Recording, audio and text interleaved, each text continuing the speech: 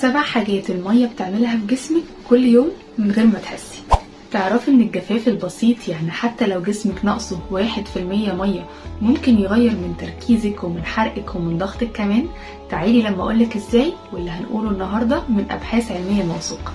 كلنا بنسمع ان المية مهمة، بس محدش فينا فاهم هي مهمة قد ايه.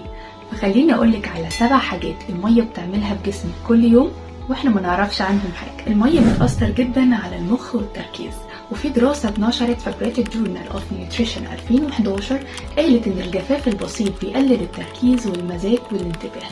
يعني اول حاجة بتتأثر بالعطش هي دماغك. كمان المية بتحافظ على حجم الدم وتوازنه.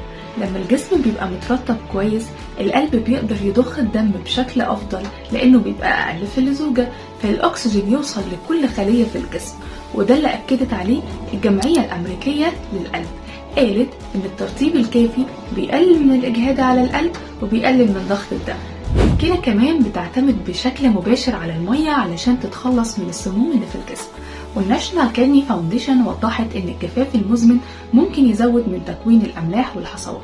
يعني المية بتحمي فلتر جسمك الطبيعي.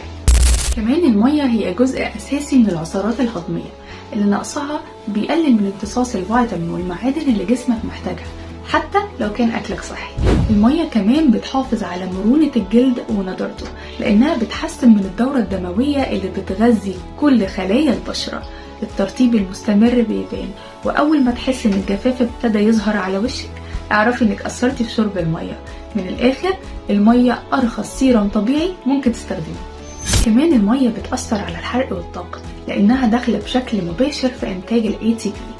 وفي دراسة اتنشرت في European Journal of Clinical Nutrition قالت ان قلة شرب المية او الجفاف بيقلل جدا من معدل الطاقة ومعدل الحرق. المية بتساعد الخلايا المناعية ان هي تتحرك وتوصل لمكان الالتهاب، فبشربك للمية انت بتقوي خط الدفاع الطبيعي في جسمك من غير اي مكملات. واخر حاجة هقولها لك ان المية مش بس وقت العطش، وان الترطيب مش رفاهية.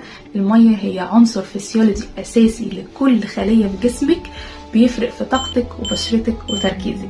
اكتبولي في الكومنتس بتشربوا مية قد ايه وانا هرد عليكم.